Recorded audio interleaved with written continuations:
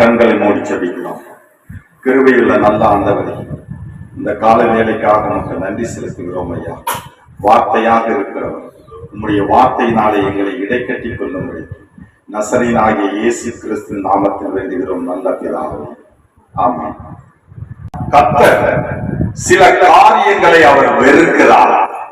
அநேக காரியங்களை வேதாகமத்திலே கர்த்தர் வெறுக்கிறார். கர்த்தர் ஒரு சில காரியங்களை வெறுக்கிறார். நம்மிடையே காணப்படுகிற காரியங்களை கர்த்தர் வெறுக்கிறார். நாம் பரலோகம் போக வேண்டுமானால் சில காரியங்களை நாம் வெறுத்தே ஆக வேண்டும். ஏனென்றால் பரிசுத்தம் இல்லாமல் ஒருவனும் இந்த தேவனை தரிசிக்க முடியாது. அப்படி என்றால் பரிசுத்தம் இல்லாமலும் ஆலயத்துக்கு செல்லுகிறார்கள், அது எப்படி தரிசிப்பார்கள்? ஆனால் வேதம் சொல்லுகிறது பரிசுத்தம் இல்லாமல் ஒருவனும் தேவனை தரிசிக்க முடியாது. அப்ப வேதம் சொல்றது பொய்யா? அதுதான் உண்மை. பரிசுத்தம் இல்லாமல் ஒருவனும் தேவனை தரிசிக்க முடியாது. வெளியிலே நாம் எப்படி வேணாலும் தெரிந்து கொண்டு, எப்படி வேண்டுமானாலும் பேசிக்கொண்டு, எப்படி வேண்டுமானாலும் இருந்து கொண்டு, ஞாயிற்றுக்கிழமையிலே வேத ஆகமத்தை தூக்கி கொண்டு நாம் ஆலயத்துக்கு சென்றால் தேவன் மன்னிக்க வல்லவராய் இருக்கிறார் என்பது உண்மை. ஆனால் வேதம் சொல்லுகிறது தன் பாவத்தை அறிக்கை செய்து அதோடு விட்டு விடுகிறவன் தான் இரக்கம் பெறுவான். நீ சர்ச்சுக்கு போயிட்டு வந்து பாவம் செஞ்சுட்டா என்ன நரகத்துக்கு தான் போகும். பாவம் செய்கிற ஆத்துமா சாகும். அதனால் தான் கர்த்தர் ஒரு சில காரியங்களை கர்த்தர் வெறுக்கிறார். இந்த பூமியிலே ஒரு சில காரியங்களை கர்த்தர் வெறுக்கிறார். மனுஷனுடைய காரியங்களை வெறுக்கிறார். அவனுடைய நடத்தைகளை கர்த்தர் வெறுக்கிறார். நாம் வேதாகமத்திலே பார்த்தால் நீதிமொழிகளின் புஸ்தகம் 6வது அதிகாரம் வாசிங்க, 16வது வார்த்தை வாசிங்க. 6 காரியங்களை கர்த்தர் வெறுக்கிறார். 6 காரியங்களை கர்த்தர் வெறுக்கிறார். ஏனும் அவருக்கு அருவருப்பானவைகள். ஏனும் அவருக்கு அருவருப்பானவைகள். போதும். 7 என்பது ஆசீர்வாதம். பைபிள் குத்து விளக்குல எத்தனை விளக்கு இருக்கு? 7 விளக்கு இருக்கு. 7 ஆசீர்வாதங்கள் உண்டு. பண்டிகை 7 உண்டு. கர்த்தர் வெறுக்கிற காரியங்கள் 7 உண்டு என்று வேதம் சொல்லுகிறது. 6 காரியங்களை கர்த்தர் வெறுக்கிறார். முதலாவது 6 காரியங்கள். அடுத்தது சொல்லப்படுகிறது ஏனும் அவருக்கு அருவருப்பானது. அப்படி என்றால் இந்த கிறிஸ்தவத்தில் நாம் எப்படி இருக்க வேண்டும் என்று வேதம் நமக்கு அநேக காரியங்களை போதிக்கிறது. இந்த வேத வசனத்தின் பிரகாரம் நடக்க நம்மை ஒப்புக் கொடுக்க வேண்டும். பாவம் செய்கிற ஆத்துமா பிழைக்காது, சாகும். எங்க சாகும்? இங்க இல்ல. பாவம் செய்கிறவங்க நல்லா தான் இங்க சொல்லிட்டு இருப்பாங்க, நல்லா கம்பீரமா இருக்கிற மாதிரி தான் இருக்கு. பாவம் செய்கிற ஆத்மா சாகும் என்றால் பாவம் செய்கிற ஆத்மா பரலோகம் போகாது. அது பரலோகம் போகாதபடிக்கு இந்த பூமியிலே செத்து விடும். எங்க செத்து விடும்? செத்து பரதேசுக்கு போய் நியாய தீர்ப்படைந்து அக்கினியிலே சுட்டெரிக்கப்படும் போது அது சாகும். பாவம் செய்கிற ஆத்மா சாகும். இன்றைக்கு சொல்றாங்க பாவம் செய்யறவங்க நல்லா இருக்கிறார், நல்லா இருக்கிற மாதிரி தெரியும். அது மாதிரி, அது நிஜமாக அல்ல. இந்த பூமியே நிஜமாக அல்ல. இந்த பூமியில் உள்ளவைகள் நிஜமானதல்ல. இடம் நிஜமானதல்ல. அந்தரகத்திலே தொங்கிட்டு இருக்குது இந்த பூமி. அப்ப எப்ப வேணாலும் விழலாம். தொங்குதுன்னு சொன்னா கீழே விழும். எப்ப வேண்டுமானாலும் விழலாம். அது யாராலையும் நிதானிக்க முடியாது. அதனால் தான் கர்த்தருடைய வார்த்தை சொல்லுகிறது 6 காரியங்களை கர்த்தர் வெறுக்கிறார், 7 அவருக்கு அருவருப்பானது. வாசிங்க, 17 வாசிங்க. அவை யாவன மேட்டிமையான கண், பொய் நாவு, குற்றமற்றவருடைய ரத்தம் சிந்துகை, துராலோசனையை பிணைக்கும் இருதயம், தீங்கு செய்வதற்கு விரைந்தோடும் கால், அபத்தம் பேசும் பொய் சாட்சி, சகோதரருக்குள்ளே விரோதத்தை அதை ஏழாவது காரியம். 6 காரியங்களை கர்த்தர் வெறுக்கிறார். சகோதரருக்குள்ளே விரோதத்தை உண்டு பண்ணுதல். சகோதரன் என்றால் உடன் பிறந்தவன் தான் சகோதரன் அல்ல, எல்லாருமே சகோதர சகோதரி. சகோதரருக்குள்ளே விரோதத்தை உண்டு பண்ணுகிறது, அது 7வது காரியம். கர்த்தர் 6 காரியங்களை வெறுக்கிறார். 7ம் அவருக்கு அருவருப்பானது. இங்கே சொல்லப்படுகிறது மேட்டிமையான கண். நம்முடைய கண் பயங்கரமான வேலை செய்யும். ஒரு வாலிப பெண்ணினுடைய கண் எப்படி இருக்கு? மடமடன்னு கண் வேலை செய்யும். வாலிப பெண்ணுடைய கண். ஒரு குழந்தையினுடைய கண் எப்படி இருக்கு? கபடமற்றதாக, பால் உள்ளம் கொண்ட கண்ணாக இருக்கு. அந்த குழந்தை நம்மளை பார்த்து எப்படி சிரிக்கு? சிரிக்கு. அது பால் உள்ளம் கொண்ட கண். இங்கே சொல்லப்படுகிறது மேட்டிமையான கண். சம்பாதிக்கனோட ஒரு மேட்டின் ஒரு பார்வை. நான் வீடு பெருசா வச்சிருக்கிற அதுக்கு ஒரு மேட்டிமையான கண். பெருமை. கர்த்தருடைய வார்த்தை சொல்லுகிறது, பெருமை உள்ளவனுக்கு தேவன் எதிர்த்து நிற்கிறார். கிறிஸ்தவனுக்கு பெருமை இருக்கக்கூடாது. மேட்டிமையான கண். சம்பாதிக்கிற ஆணவம். தாயினிடத்திலே பேசுகிறதில்லை. உடன் பிறந்த சகோதர சகோதரியிடத்திலே பேசுவதில்லை. அவர்களை மதிப்பதில்லை. உடன் பிறந்த சகோதரர்களை நேசிக்க தெரியவில்லை. ஏனென்றால் கண் மேட்டிமையான கண். கர்த்தருடைய வார்த்தை சொல்லுகிறது, இந்த மேட்டிமையான கண். நான் நன்றாக படிக்கிறேன், மேட்டிமை இருக்கக்கூடாது. நம்முடைய கண் தெளிவாய் இருந்தால் சரீரம் முழுவதும் தெளிவாய் இருக்கும். நம்முடைய கண் இச்சை நிறைந்ததாய் இருந்தால் சரீரம் முழுவதும் இச்சையாக இருக்கும். நம்முடைய கண் தெளிவாக இருக்க வேண்டும்.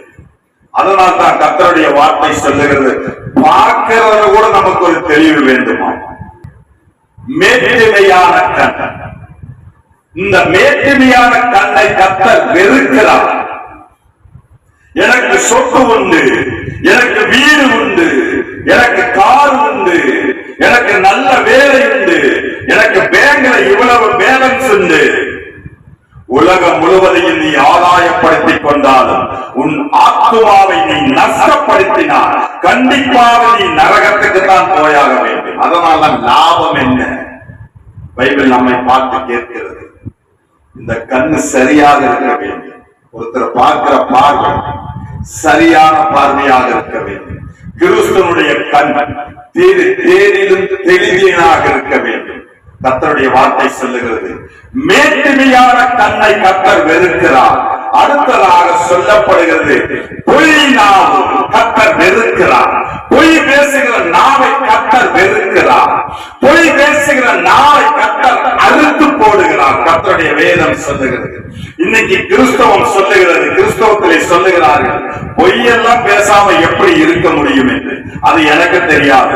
என் தேவனுடைய வார்த்தை சொல்லுகிறது, பொய் நாவை கர்த்தர் வெறுக்கிறார். அவருக்கு அது அருவருப்பானது. பொய் பேசாம எப்படி வாழ முடியும் தெரியாது. கணவன் மனைவிக்கு எப்படி பொய் பேசாமல் இருப்பது தெரியாது. எப்படி வேலை செய்கிற இடங்களிலே பொய் பேசாமல் இருப்பது அது தெரியாது. எப்படி நண்பர்களோடு பேசும்போது ஒரு பொய்ய சொன்ன சிரிப்பாங்க, நல்ல மகிழ்ச்சியா இருக்கு. உண்மை சொன்னா உடம்பெல்லாம் எரிச்சல் தான். எப்படி பொய் பேசாமல் வாழ முடியும் தெரியாது. ஆனால் வேதம் சொல்லுகிறது, நீ பொய் பேசாமல் தான் வாழ வேண்டும். நீ பரலோகத்துக்கு வர வேண்டுமானால் பொய் பேசக்கூடாது. கர்த்தரை நேசிக்க வேண்டும் என்றால் நீ பொய் பேசக்கூடாது. வேதத்தை வாசிக்க வேண்டுமானால் பொய் பேசக்கூடாது. அதனால் தான் கர்த்தருடைய வார்த்தை சொல்லுகிறது, பொய் நாவை கர்த்தர் வெறுக்கிறார். பொய் பேசுகிற நாவை தேவன் அறுத்து போடுகிறார். பொய் பேசுகிறது கர்த்தருக்கு பிடிக்காதல்ல, வெறுக்கிறார். வெறுப்பு என்பது வேற, பிடிக்காது என்பது வேற. பிசாசுக்கு அது பிடிக்கும். பொய் பேசுறது பிசாசுக்கு பிடிக்கும். எப்படி பொய்? இங்கிருந்து ஒரு பொய், அங்க போய் ஒரு பொய், அங்க போய் ஒரு பொய். மனுஷன் இப்படித்தான் வாழ்ந்து கொண்டிருக்கிறான். பேசும்போது வேலை ஸ்தலங்களிலே பொய் பேசுகிறான், குடும்பத்திலே பொய் பேசுகிறான், வியாபாரத்திலே பொய் பேசுகிறான். எப்படி பொய் பேசாமல் வாழுவது? அது சாத்தியமாகாது. அது எனக்கு தெரியாது. ஆனால் என்னுடைய பரிசுத்த வேதாகமம் சொல்லுகிறது, கர்த்தருடைய வார்த்தை சொல்லுகிறது, ஒருவன் ரட்சிக்கப்பட்டால், ஞானஸ்தானம் எடுத்தால், கிறிஸ்தவனாக அபிஷேகம் பண்ணப்பட்டால் அவன் பொய் பேசக்கூடாது. பொய் நாவு கர்த்தருக்கு வெறுக்கிறார், அதை வெறுக்கிறார் கர்த்தர். பொய் பேசுகிற நாவை வெறுக்கிறார், பொய் பேச்சை கர்த்தர் வெறுக்கிறார், பொய்யான வாயை கர்த்தர் வெறுக்கிறார், பொய் உதடு கர்த்தருக்கு அருவருப்பான. அதனாலே கர்த்தர் பொய் பேசுகிற நாவை கர்த்தர் வெறுக்கிறார். அப்படின்னா நம்ம ஆலயத்துக்கு என்ன பிரயோஜனம்? ஒரு பிரயோஜனம் இல்லை. அடுத்ததாக சொல்லப்படுகிறது, குற்றமற்றவருடைய ரத்தம் சிந்துகை. குற்றமே செய்திருக்க மாட்டான், அவன் மேல வீணான பழியை போடுகிறது. வீண் பலி, பொய்யான சாட்சி சொல்லுகிறது. அவன் பரிசுத்தவானாயிருப்பான். இன்றைக்கு மணிப்பூர் மாநிலத்திலே நிர்வாணப்படுத்தினார்கள், கிறிஸ்தவர்களை கொடுமைப்படுத்தினார்கள். அநேக கிறிஸ்தவனுடைய ரத்தம் சிந்தினது.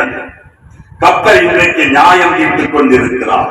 அவர் நியாயாதிபதியாய் இருக்கிறார். இயேசு உயிரோடு இருக்கிறார். இந்த தேசத்தை கலக்கிக் கொண்டிருக்கிறார். நம்முடைய ஆண்டவர் சொல்லுகிறார், நானே யுத்தத்தை செய்வேன் என்று. குற்றமற்றவனுடைய ரத்தம் சிந்திய அநேக பரிசுத்தவானுடைய ரத்தம் இந்த இந்தியாவிலே சிந்தப்பட்டது. அநேக பரிசுத்தவான்களுடைய ரத்தம், இயேசுவோடு இருந்து வந்த தோமாவினுடைய ரத்தம் பரங்கி மலையிலே, சென்னையில் உள்ள பரங்கி மலையிலே அவன் விழாவிலே குத்தப்பட்டு அவருடைய ரத்தம் அந்த பரங்கி மலையிலே சிந்தப்பட்டது. இன்றைக்கு அது ஒரு நமக்கு ஒரு ஆசீர்வாதமாக இருக்கிறது. குற்றமற்றவனுடைய ரத்தம். ஆனால் அந்த ரத்தத்தை சிந்த வைத்தவனுக்கு தேவன் பழி வாங்குவார். அதுதான் குற்றமற்றவருடைய ரத்தம் சிந்துகை. யாரையும் நாம் குறை சொல்லக்கூடாது. அவ்வளவு சீக்கிரத்திலே நாம் குறை சொல்லக்கூடாது. அவ்வளவு சீக்கிரத்திலே பழி போடக்கூடாது. அவ்வளவு சீக்கிரத்திலே அவர்கள் மேல் எந்த குற்றத்தையும் சுமத்தக்கூடாது. இது கர்த்தர் வெறுக்கிறார். யார் பார்க்கிறாங்களோ இல்லையா, கர்த்தர் இதை பார்த்துக் கொண்டிருக்கிறார். அடுத்ததாக சொல்லப்படுகிறது, ஒரு ஆலோசனை பிணைக்கும் இருதயம். எப்பவாய் இருந்தாலும் வஞ்சனையான பேச்சு. ரட்சிக்கப்பட்டவனுடைய பேச்சே இருக்காது. இன்னைக்கு அநேக கிறிஸ்தவர்கள் வாய் திறனாவே கெட்ட வார்த்தை, வாய் திறனாவே வஞ்சகமான பேச்சு. அதனால் தான் வேதம் சொல்லுகிறது, ஆலோசனையை பிணைக்கும் இருதயம் இருக்கக்கூடாது. எப்படி? துர் ஆலோசனையே இருக்கக்கூடாது. ஒரு 4 பொம்பளை சேர்ந்து உட்கார்ந்தாங்கன்னா துர் ஆலோசனை. அவ அப்படி, இவ இப்படி. இங்க அவ சர்ச்சுக்கு போறா, அவ அப்படி செய்யறது, இப்படி நம்ம செய்யறது தெரியாது. அதனால் தான் வேதம் சொல்லுகிறது, சகோதர சகோதரிகளே, முதலாவது உங்கள் கண்ணில் உள்ள துருவை பாருங்கள். மற்றவர்களை குறித்து பேச வேண்டாம், அவர்களுக்காக ஜெபம் பண்ணுங்கள். ஒருவேளை ரட்சிக்கப்படலாம். முந்தினோர் அநேகர் பிந்தினோராயும், பிந்தினோர் அநேகர் முந்தினோராயும் இருப்பார்கள் என்று வேதம் சொல்லுகிறது. இன்றைக்கு கிறிஸ்துவ ஓட்டத்தை ஆரம்பித்த அநேக விசுவாச பிள்ளைகளால் ஓட முடியும். ஏன் ஊழியர்களால் அநேகர் ஓட முடியும். இன்னைக்கு ஊழியத்தில் இருந்து அநேகர் வேலைக்கு போயிட்டாங்க. ஆனால் இதை குறித்து நாம் பேசும்போது சில ஊழியர்கள் சொல்றாங்க, ஊழியர்களை குறித்து குறை சொல்லக்கூடாது. ஆனால் யோவான் சொல்லுகிறான், யாரை பார்த்து? ஊழியர்களை பார்ப்பான். யோவான் யாரை பார்த்து சொல்றான்? பரிசேயர்களையும் சதுசேயர்களையும் அங்குள்ள தேவ ஜனங்களையும் பார்த்து சொல்லுகிறார். வெளியில பார்த்து யாரையும் சொல்லுகிறார்? அங்கு ஊழியம் செய்கிறவர்கள், பரிசேயர்கள், வேதபாரகர்கள், சதுசேயர்கள், இவர்கள் எல்லாமே விசுவாசி, இவர்கள் எல்லாமே தேவனுடைய ஜனங்கள். அது இல்லாம வேத பாரகர்கள், வேதத்தை கற்றுக் கொடுக்கிறவர்கள், இவர்களை பார்த்து யோவான் சொல்லுகிறார், விரியன் பாம்பு குட்டிகளை. விரியன் பாம்பு குட்டிகளை எதுக்கு சொல்றாரு?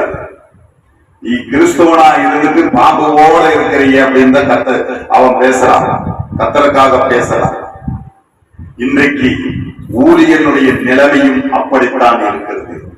சந்தை வெளிகளிலே தன் இடுப்பு நாடாக்களை அகலமாக்கிக் கொண்டு விதவைகளையும் ஏழைகளையும் பட்சிக்கிறார்கள்.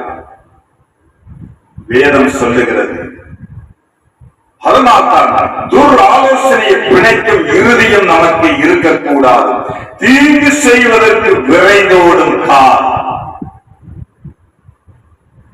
ஒரு பக்கம் சண்டை அப்படின்னு உடனே நம்ம ஓடுறோம். எதுக்கு ஓடுறோம்? அதுதான் தீங்கு செய்யறது. அங்க போய் நம்ம சும்மா இருக்க முடியாது. அவன் ஏன் சண்டை போடுறான், இவன் ஏன் சண்டை போடுறான், ஏன் இவன் அதை செய்யல, அவன் அதை செய்யல. நம்முடைய யோக்கியம் நமக்கு தெரியும். நம்மை நாமே நிதானிப்போமானால் நாம் நியாயம் தீர்க்கப்படும். முதலாவது நம்மை நாமே நாம் யோசிக்க வேண்டும். நம்முடைய நடத்தையை யோசிக்க வேண்டும், நம்முடைய சிந்தனையை யோசிக்க வேண்டும், நம்முடைய பார்வையை யோசிக்க வேண்டும். அப்புறம்தான் மீதியை யோசிக்க வேண்டும். தீங்கு செய்கிறதுக்கு விரைந்தோடும் கால்களை கர்த்தர் வெறுக்கிறார். இன்றைக்கு ஆலயத்துக்கு போகாதபடிக்கு முக்கியமான சாவு, முக்கியமான கல்யாணம், முக்கியமான பையனுடைய காலேஜ் சேர்த்துறது, MBBS இடம் கிடைச்சது, அதனால இன்னைக்கு போகல. இதெல்லாம் எதுக்குள்ள வருது? தீங்கு செய்வதற்கு விரைந்தோடும் கால். கர்த்தர் அதை வெறுக்கிறார். அபத்தம் பேசும் பொய் சாட்சி. இன்றைக்கு எப்படி இருக்குது? கேஸே அநேக கேசுகள் கோர்ட்ல வந்து பொய்யாகத்தான் இருக்குது. நீதிபதி ஏன் தீர்ப்பு கொடுக்கிறார்? அவர் சட்ட பிரகாரம் கொடுக்கிறார். வக்கீல் இல்லாததை இருக்கிறதாக அவர் சோடிக்கிறார். சட்டத்திலே இடம் இருக்கிறது, சட்டத்திலே ஓட்டை காணப்படுகிறது. அதனாலே வக்கீல் வாதத்தை வைக்கிறார். அந்த விவாதத்தை வைத்து அவன் நிரபராதி என்று நிரூபித்து விட அவன் கண்ணாலேயே பார்க்கிறான், கொலை செய்கிறான். அது எப்படி வாதாடியது, எப்படி நிரபராதி என்று நிரூபிக்கிறார்கள். பொய் பேசுகிற நாவு கர்த்தர் அதை வெறுக்கிறார். உண்மையை உண்மை என்றும் உள்ளதை உள்ளதென்றும் இல்லாததை இல்லதென்றும் சொல்லுங்கள். மற்றதெல்லாம் பிசாசனுடைய மீதியை கர்த்தர் பார்த்துக் கொள்வார். அதனாலே நாம் உண்மைக்கு மாத்திரமே நாம் வாதாடுகிறவர்களாக இருக்க வேண்டும்.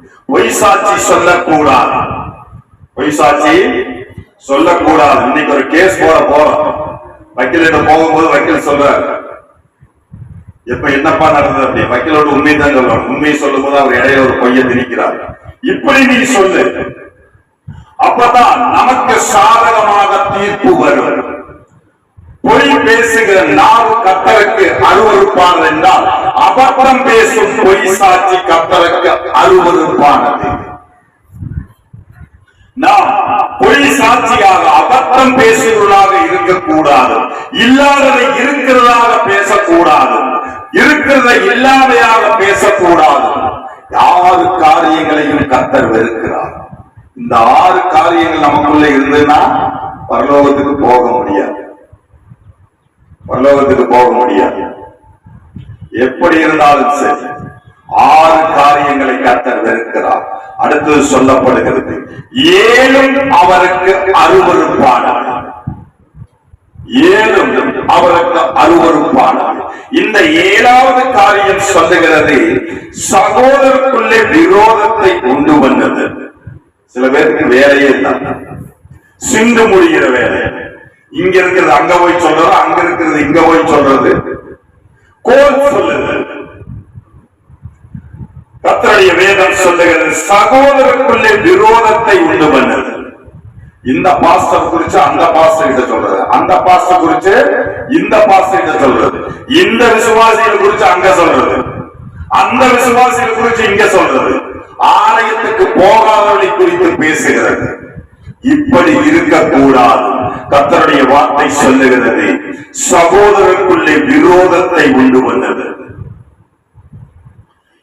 நம்ம கிறிஸ்தவர்களிடையே விரோதத்தை உண்டு பண்ணினார். கர்த்தருடைய வேதம் சொல்லுகிறது. சகோதரருக்குள்ளே விரோதத்தை உண்டு பண்ணது, இதையும் கர்த்தர் வெறுக்கிறார். அண்ணங்கிட்ட ஒரு வார்த்தை சொல்லிக் கொடுத்து, தம்பிகிட்ட ஒரு வார்த்தை சொல்லிக் கொடுத்து, கடைசியில் அது பெரிய பிரச்சனையாகும். இன்றைக்கு பொறாமை என்கிற எலும்பு உருக்கி நோயினாலே பாடிக்கொண்டிருக்கிறார்கள். சொந்த சகோதரனிடத்திலே அன்பு செலுத்த முடியவில்லை, சொந்த சகோதரனிடத்திலே பேச முடியவில்லை. ஏனென்றால் அவன் பொறாமை, அவனுடைய எலும்பு உருகுகிறது. மேன்மையான கண், நான் தான் பெரியவன் என்று. எத்தனை நாளைக்கு இந்த பூமியில் எத்தனை வருஷம் இருக்க போறோம்? பைபிள் சொல்லுது 70 வருஷம், அக்கிரமத்தின் நிமித்தமாக, வெள்ளத்தின் நிமித்தமாக 80 வருஷம். அவ்வளவுதான். அதுக்கு மேல நீ கரணமே ஓட்டாலும் இந்த பூமியில் இருக்க முடியாது. இத்தனை வேலைகள் நடக்கிறது. மேட்டுமையான கண், பொய்நாவு, குற்றமற்றனுடைய சிந்தை, துர் ஆலோசனை கிடைக்கும் இருதயம், தீங்கு செய்வதற்கு விரைந்தோடும் கால், அபத்தம் பேசும் பொய் சாட்சி, சகோதரருக்குள்ளே பகையை உண்டு பண்ணுகிறது. சகோதரர்களை பகை உண்டு பண்றது யாருடைய வேலை? பிசாசனுடைய வேலை. ஆபேலுக்கும் தாயினுக்குள்ள அப்பவே பொறாமையை விதைக்கிறார். கர்த்தர் இந்த 6 காரியங்களையும் கர்த்தர் வெறுக்கிறார். 7ஐயும் கர்த்தர் வெறுத்து விட்டார். அப்படி என்றால் எப்படி இருக்க வேண்டும்? அன்பாக இருக்க வேண்டும். நீதிமொழிகள் 5:1 வாசி. என் மகனே, என் ஞானத்தை கவனித்து என் புத்திக்கு உன் செவியை சாய். அதனால் தான் கர்த்தருடைய வார்த்தை சொல்லுகிறது, என் மகனே, என் ஞானத்தை கவனித்து என் புத்திக்கு உன் செவியை சாய்த்தால் இந்த 6 காரியங்களிலும் இருந்தும் 7வது காரியங்களில் இருந்தும் கர்த்தர் விடுதலை தர வல்லவராயிருக்கிறார். சும்மா வளர்ந்து இதிலிருந்து வெளிவர முடியாது. பொறாமை என்பது எலும்புக்கு, அவன் செத்து போறவங்க கூட அந்த பொறாமை. நாளைக்கு சாவா அவன் சொல்லுவான், ஏய் நான் செத்தாலும் அவன் இந்த இடத்துல விடாது, நீயே செத்து போற. அவன் அந்த இடத்துல வந்தா என்ன வராது, யாருக்கு தெரிய போகுது? அதனால் தான் கர்த்தர் சொல்லுகிறார், என் மகனை, என் ஞானத்தை கவனித்து என் புத்தியை செவிக்கு சாய். பைபிள் இருக்கிற வசனங்களை நன்றா படி, அதற்கு செவி சாய், நான் உன்னோடு பேசுவேன். கர்த்தருடைய வார்த்தை சொல்லுகிறது. வாசிங்க நீதிமொழிகள் 5ஆம் அதிகாரம் 2வது வார்த்தை வாசிங்க. அப்பொழுது நீ விவேகத்தை பேணிக் கொள்ளுவாய், உன் உதடுகள் அறிவை காத்துக் கொள்ளும். இன்றைக்கு அநேகருடைய உதடுகள் அறிவை காத்துக் கொள்ளுகிறது. விவேகத்தை பேணிக் கொள்ளுவாய், உன் உதடுகள் அறிவை காத்துக் கொள்ளும். வேற கர்த்தருடைய வார்த்தை சொல்லுகிறது, என் மகனை, நீ என் வார்த்தைகளை பார்த்து, கர்த்தருடைய வசனங்களை நம்முடைய இருதயத்தில் வச்சு அவருடைய 10 கட்டளைகளை, உன்னிடத்திலே அன்பு கூறுகிறது போல பிறனிடத்திலும் அன்பு கூறுவாயாக என்பதே பிரதான கட்டளையாக இருக்கிறது. அன்பே பிரதானம். அன்பு சகலத்தையும் சகிக்கும், அன்பு சகலத்தையும் நம்பும். நம்முடைய இருதயத்திலே அன்பு இருந்தால் எவ்வளவு பெரிய பாவத்தையும் நாம் மன்னிக்கலாம். மன்னிக்காத பாவம் உலகத்தில் எதுவுமே கிடையாது, எல்லாவற்றையும் மன்னிக்கலாம். அதற்கு மன்னிப்பு வேண்டுமானால் வேத வசனம் சொல்லுகிறது. நீதிமொழிகள் 7வது அதிகாரம் 2வது வார்த்தையை வாசிங்க. என் கட்டளைகளையும் என் போதகத்தையும் உன் கண்மணியை போல காத்துக்கொள், அப்பொழுது பிழைப்பாய். கர்த்தருடைய வேதம் சொல்லுகிறது, என் கட்டளைகளையும் என் போதகத்தையும் உன் கண்மணியை போல. கண்மணியை எப்படி இமை பாதுகாக்கிறது? சும்மா லேசா ஒரு ஒளி வந்துட்ட போது அந்த கண்ணை மூடி இமை பாதுகாக்க. லேசா ஒரு சின்ன ஒரு காத்து அப்படின்னு போது கண் மூடி, அந்த இமை அவ்வளவு பாதுகாக்கிறது அந்த கண்ணின் கருமணி.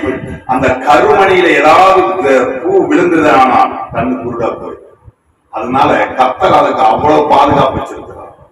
நம்மள ஒண்ணும் சொல்ல தேவையில்லை. தூசி வந்தா அது வாழ்க்கை தானே மூடிக்கும். கண்ணுல எரிச்சல் வந்தா தானே கண்ணீர் கொண்டு வரிய, கண்ணீர் வெளியே வந்தா கண்ணு சுத்தமாகும். இதெல்லாம் தானே அந்த கண்ணு வேலையை செய்யுது. அதனால்தான் கர்த்தருடைய வேதம் சொல்லுகிறது, என் கட்டளைகளையும் என் போதகத்தையும் உன் கண்மணியை போல காத்துக்கொள், அப்பொழுது பிழைப்பாய்.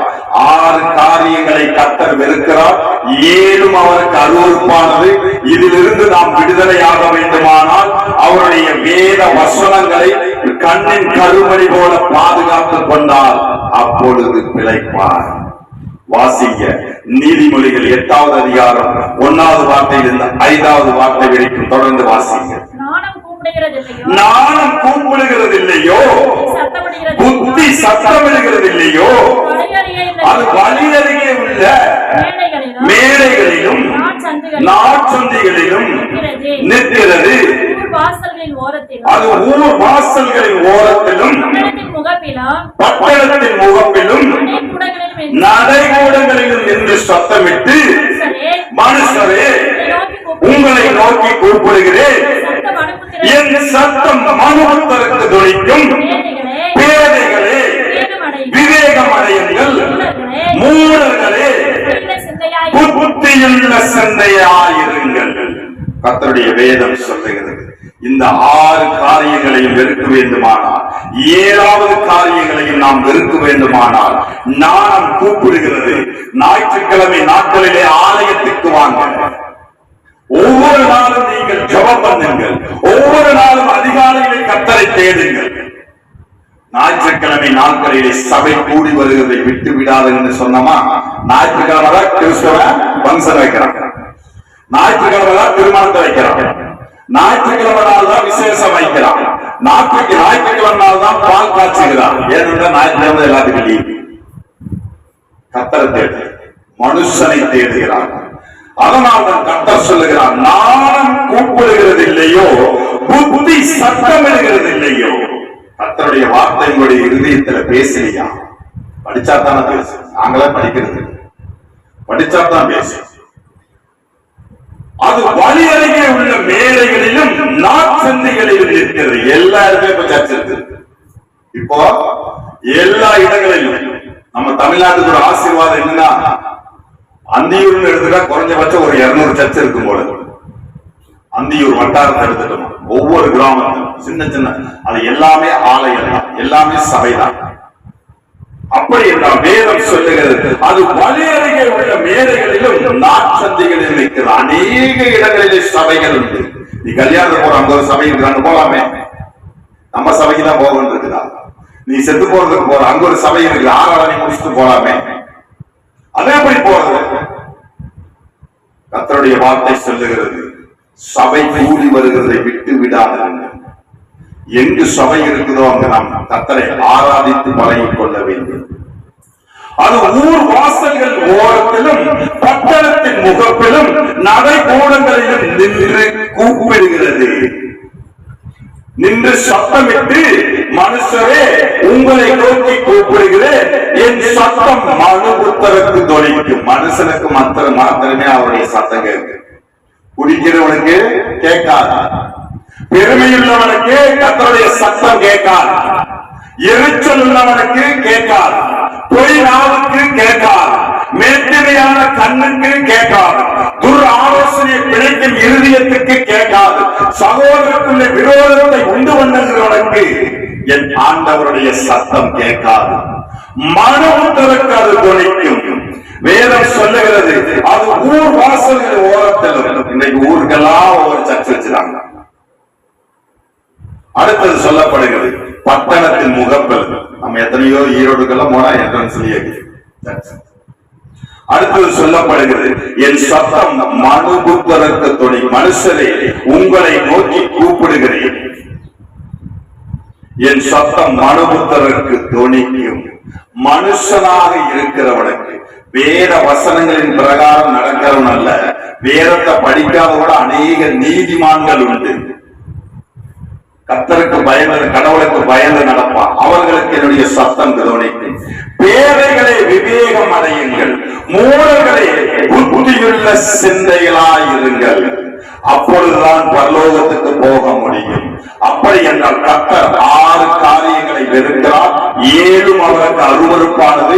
அதிலிருந்து விடுதலையாக வேண்டும் என்றால் நாணம் கூப்பிடுகிறதை போல, வேத வசனங்களை போல நாம் வாழுவோமானால் இந்த 7 காரியங்களில் இருந்தும் கர்த்தர் நம்மை விடுதலை செய்ய வல்லவராய் இருக்கிறார். நாம் கண்களை மூடி நாம் ஜெபிக்கலாம். மகா இரக்கமுள்ள நல்ல ஆண்டவரே, 6 காரியங்கள் கர்த்தருக்கு அருவருப்பானது என்று பார்த்தோம் ஐயா. 7 அவருக்கு அருவருப்பானது என்று பார்த்தோம் ஐயா. இந்த 7 காரியங்களை கர்த்தர் வெறுக்கிற காரியங்கள் எங்களுடைய வாழ்க்கையிலே இடைவராதபடிக்கு இயேசுடைய ரத்தம் எங்களை ஒவ்வொரு நொடி பொழுதும் கலவட்டும் தகவல். மரண பரியந்தமும் இந்த பூமியிலே வாழுகிற நாளெல்லாம் தேவனுக்கு உண்மையுள்ளவராக, மணவாளனுக்கு ஏற்ற மணவாட்டி சபையாக நீர் எங்களை அலங்கரிப்பீராக. இயேசுவே, எங்களிடத்திலே காணப்படுகிற மேட்டுமையான கண், பொய் நாவு, தூர் ஆலோசனை பிணைக்கும் இருதயம், அநேகரிடத்திலே கோல் சொல்லுகிற இருதயம், எரிச்சலுள்ள இருதயம், பொறாமைப்படுகிற இருதயம் எங்களை அழுத்தி எங்களை நொறுக்கி கொண்டிருக்கிறதையா. இதிலிருந்து எங்களுக்கு ஒரு விடுதலையை தருவீரார். சொந்த சகோதரருக்குள்ளே விரோதத்தை உண்டு பண்ணுகிறது இயேசுவானவர் விடுதலை செய்வீரார். வேதம் சொல்லுகிறது, குமாரன் விடுதலையாக்கினார், நீங்கள் மெய்யாகவே விடுதலை அடைந்தீர்கள். அப்படியாக தேவன் நல்ல ஒரு விடுதலையை கொடுக்க பண்ணும்படிக்காக செபிக்கிறோம் ஐயா. வந்திருக்கிற ஒவ்வொரு பிள்ளைகளையும் நீர் உம்முடைய வலது கரத்தினாலே அணைத்து, அப்பா இடது கரத்தினாலே அப்பா தலைக்கு கீழாக வைத்து, உம்முடைய வலது கரத்திலே தீர்க்க ஆயுசையும் இடது கரத்திலே செல்வத்தையும் கனத்தையும் வைத்திருக்கிற தேவன் தான் நீர் ஆசீர்வதிப்பீரார். இயேசுவின் நாமத்தில் வேண்டுகிறோம் நல்ல பிதாவே, ஆமென்.